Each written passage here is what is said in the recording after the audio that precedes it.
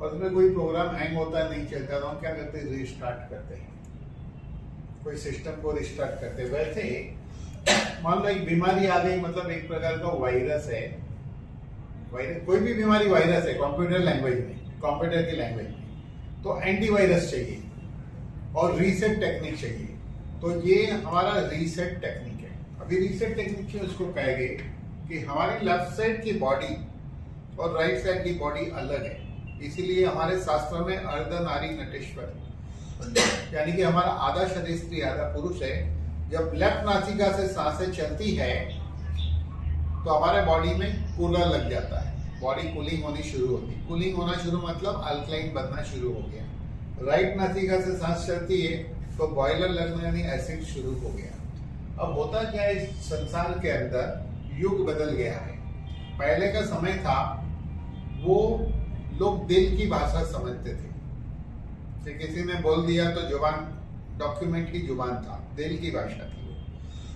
कि किसी का अब दिल कैसे तोड़ सकते, कमिटमेंट कैसे तोड़ सकते हैं। लेकिन अब युग आ गया ब्रेन का, तो ये ब्रेन युग है। तो इस ब्रेन के युग में नेचुरली ब्रेन के ऊपर प्रेशर आएगा। तो हमारे शरीर के अंदर सारा खेल एसिड अल्कलाइन का है। एसिड सबसे बड़ा समस्या है हमारी। एसिड बनने के दो कारण हैं। पहला कारण है स्ट्रेस। अब स्ट्रेस क्या होता है कि बॉडी के अंदर स्ट्रेस का जो प्रभाव गिरता है वो हम समझेंगे। स्ट्रेस एक ऐसी चीज है जिसके लिए कोई कारण नहीं है। मान लो हम यहाँ से निकले और सिग्नल पे भीड़ बहुत है ट्रैफिक की, तो आपको स्ट्रेस हो रहा है, हलचल हो रही है अंदर, आप दुखी हो रहे हो, इरिटेट हो रहे हो। कुछ लोग तो एक्सप्रेशन भी करने लगते हैं, वो स्ट्रेस है। लेकिन टेंशन के लिए कोई कारण होता है।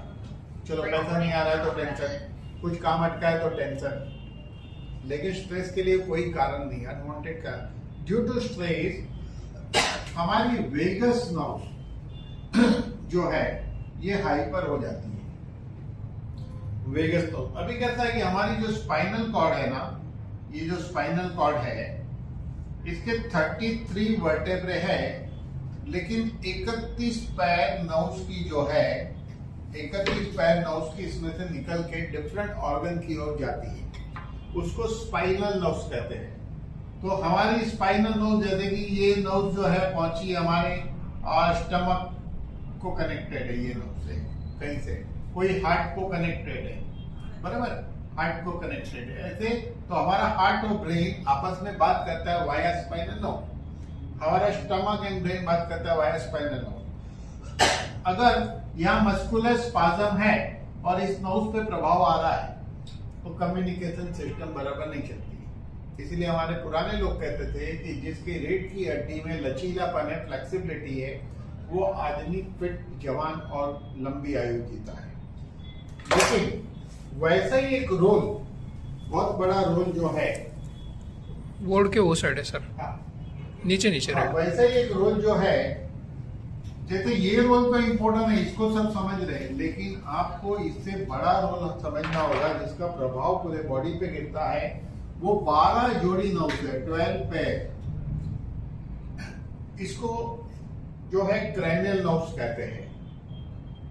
ये क्रैनियल नर्व्स यानी कि हमारे head to facial all organ related, जैसे eye to brain optic nerve, कान से लेके ऑडिटरी नर्व, ऐसे 12 जोड़ी है। उसमें से वेगस नर्व जो है वो 10 नंबर की है, 10 नंबर नर्व्स को वेगस नर्व्स कहते हैं। Due to stress vagus nerve हो जाती है हाइपर, और इसके हाइपर होने से क्या होता है, ये हमारा जो है फुट पाइप है, ये हमारा फुट पाइप है,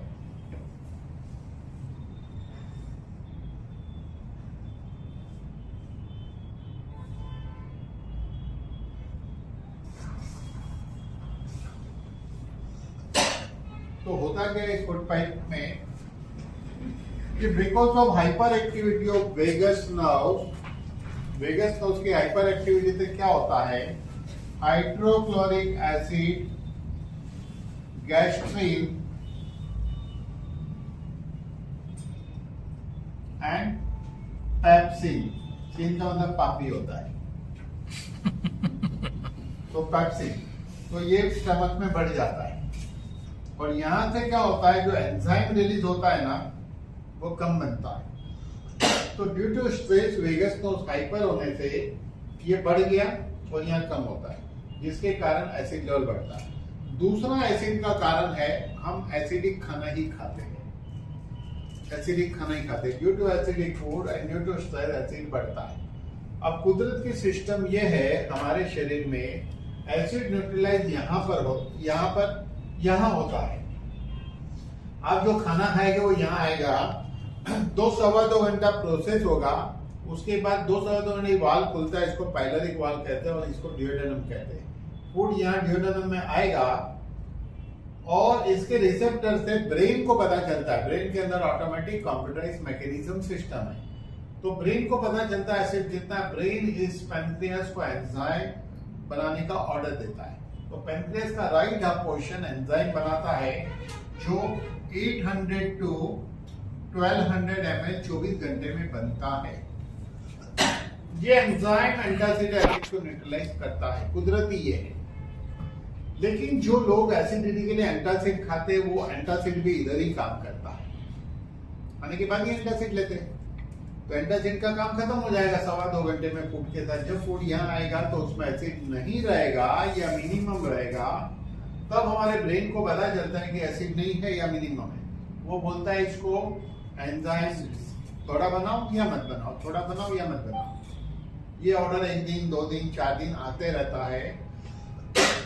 तो ये पोर्शन डेफिनेटली वीक होगा, लेकिन ये जो पोर्शन है ये बनाता है इंसुलिन एंड ग्लूकागॉन, 2 हार्मोन्स बनाता है।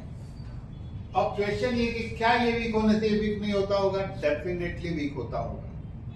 इसका मतलब ये हुआ कि एंटासिड की साइड इफेक्ट से डायबिटीज हो सकता है। मेडिकल स्टोर पे volume point of view highest selling drug antacid है, वॉल्यूम नॉट मनी। अब ऐसा है कि डायबिटीज 4 प्रकार के होते हैं। जुवेनाइल डायबिटीज, बच्चा पैदा होता है तब पैदाइश डिफेक्ट है तो उसको इंसुलिन लेना पड़ता है, इसलिए टाइप 1। दूसरा हेरिडिटी, 19 साल से 30 साल के बीच आ जाएगा। अगर शुगर बहुत हाई है, इंसुलिन लेना पड़े तो टाइप 1, गोली से काम चले तो टाइप 2। तीसरा है स्ट्रेस रिलेटेड, कहूंगा मैं, टेंशन की बजाय, जो 30 से 45 में आता है। यही वो समय इंसान की दौड़ ज्यादा रहती है, स्ट्रेस ज्यादा रहती है, जिसके कारण वेगस हाइपर होती है। तो ये वेगस हाइपर होगी, पैनक्रियास पर भी प्रभाव गिरेगा।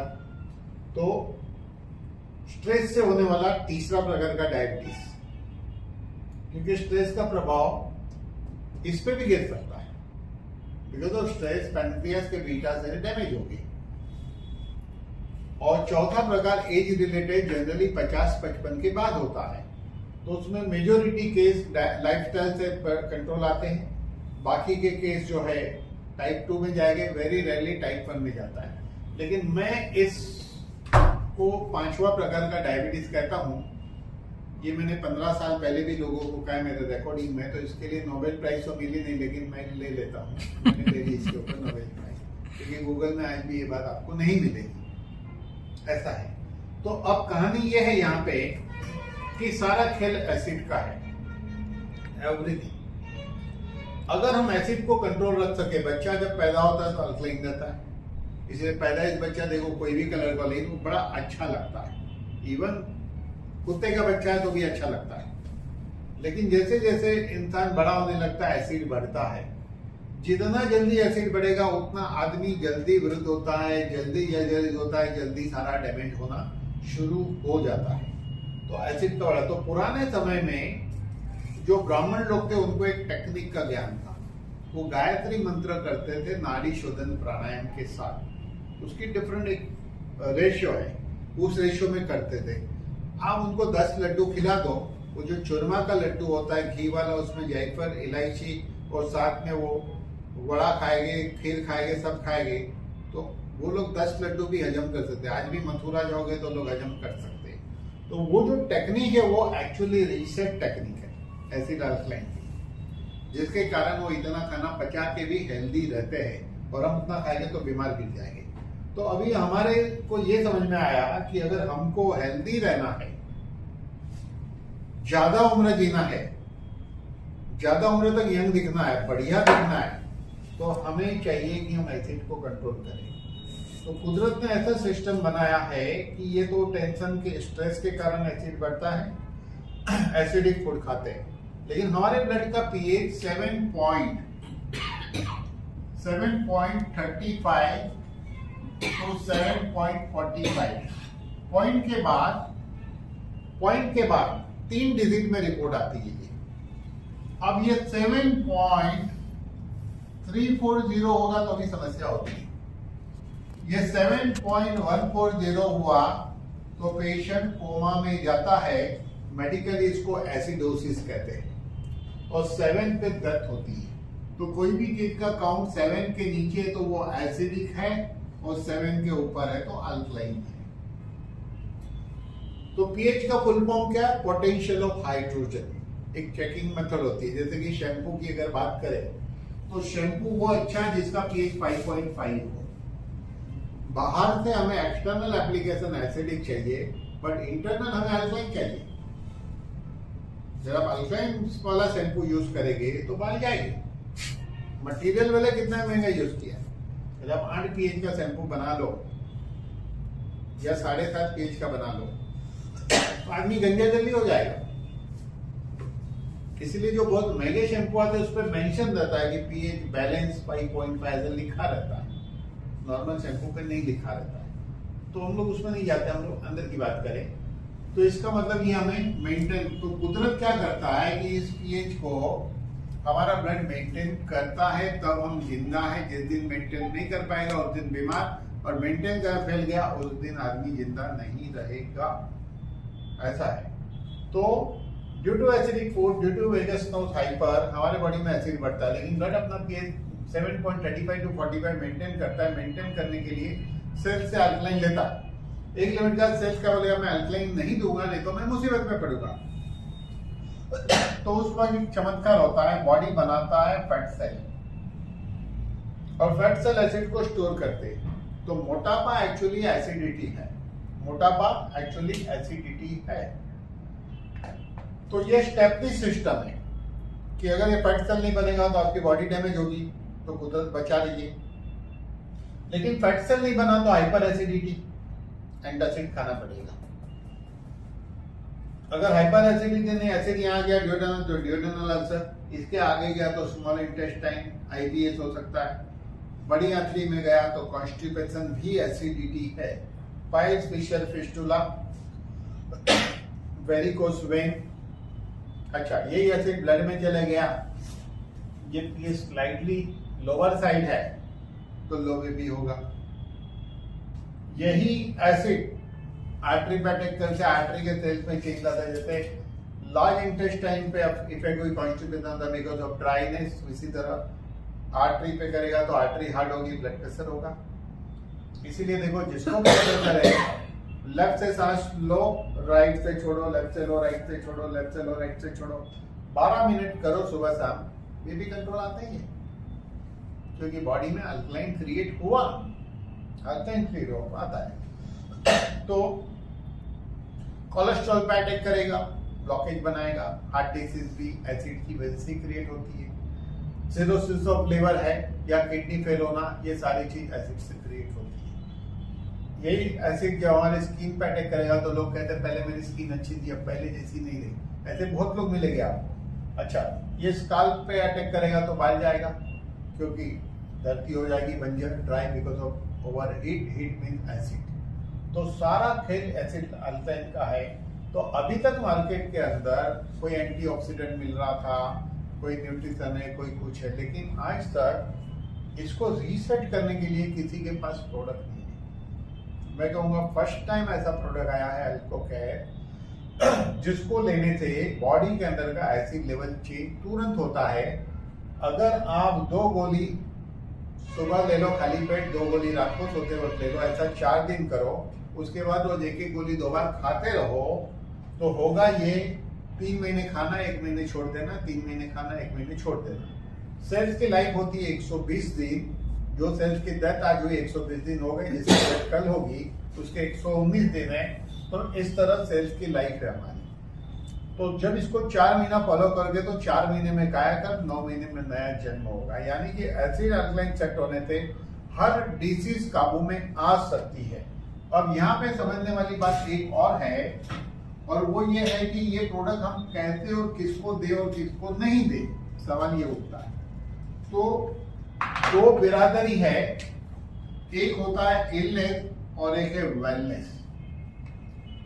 मैं आपको बताऊं 95% लोग इलनेस को फॉलो करते हैं। इलनेस को फॉलो करने का मतलब क्या है? जो हेल्थ के लिए कुछ नहीं करता वो इलनेस को फॉलो कर रहा है। बीमार गिरेंगे तो डॉक्टर के पास जाएगा, उसको कहते हैं इलनेस के फॉलोवर्स। वेलनेस के फॉलोवर 5% है। ये क्या मानते हैं? बीमार ही क्यों गिरने का, बीमार ही क्यों गिरने का। तो हम बात करेंगे दुनिया में 90% लोग हेल्दी एंड अनफिट है।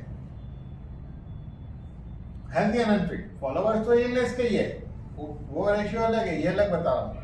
9% लोग एक्चुअल बीमार है, एक्चुअल बीमार है, डायबिटीज से लेके सारी समस्या, जो डॉक्टर के पास रेगुलर जाते हैं, और 1% हॉस्पिटलाइज है। अब ऐसा है कि ये हेल्दी एंड अनफिट लोग, या तो ये 95% लोग, इसमें तो बीमार भी आ गए, लेकिन हम इसकी बात करेंगे। 90% लोग अगर इसको फॉलो करें तो बीमारी से बच सकते हैं। लेकिन 9% ने भी नई बीमारी नहीं पैदा होने के लिए ये तो फॉलो करना ही है, ये फॉलो करना है। लेकिन इसको अगर आर्थराइटिस है तो अल्को फॉलो करके, आर्थो है वो भी फॉलो करना है गोली, प्लस भले इंग्लिश दवाई लिखा है, समय आएगा उसको बेटर होगा तो इंग्लिश दवाई कम हो जाएगी। यानी यहाँ पे हमारे पास दो ऑप्शन है, एक तो ये लेना है, प्लस डिसीज वाइज प्रोडक्ट भी है। जैसे पाइल्स है तो अल्को ले लो, पाइल्स ले लो। अगर वेट गेन करना है, एम गेन, तो भी अल्को तो लेना ही है। अल्को का मतलब करना है शिलाजित, एनर्जी लेवल बढ़ाने के लिए। देखो बेसिकली शिलाजित का एक्चुअल मीनिंग कोई समझे नहीं, शिलाजित है क्या? शिलाजित की केमिस्ट्री चेन है humic and fulvic acid chemistry chain होती है। Humic and fulvic acid chemistry chain मतलब इसके अंदर 77 मिनरल्स है। ये सिर्फ पुरुषों के लिए नहीं, स्त्री पुरुष दोनों के लिए इंपॉर्टेंट है। कभी हम इस पे डिटेल में अलग से बात करेंगे। अगर गैस का प्रॉब्लम है तो अल्को के साथ गैस ले लो। अगर कोलेस्ट्रॉल का प्रॉब्लम है तो अल्को तो करेगा ही कोलेस्ट्रॉल, पहले डायरेक्टली कोलेस्ट्रॉल पे लो। इसी तरह विग्रोस एनर्जी लेवल बढ़ाने के लिए ये ले सकते हैं अल्को के साथ। डाइजेशन के लिए भी अल्को के साथ लेना है।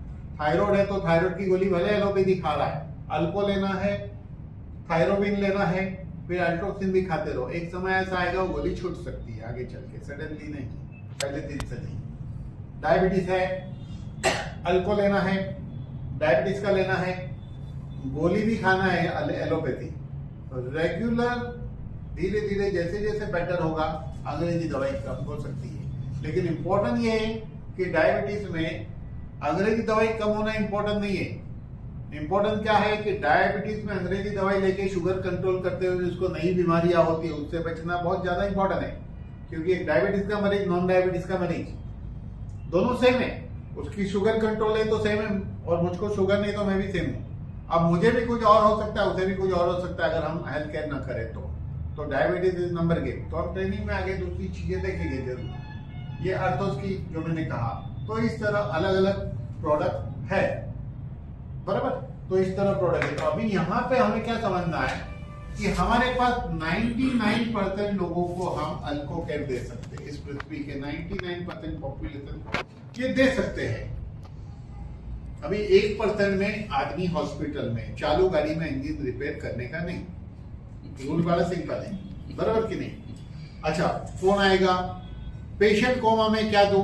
मैं कहूंगा भाई पैसे दे, क्योंकि जरूरत उसको उसकी है। तेरे भाई कोई प्रोडक्ट की जरूरत उसको नहीं है, क्योंकि अंदर आईसीयू में, आईसीयू मैं तुमको देख सकता हूं। आईसीयू का मतलब क्या? आईसीयू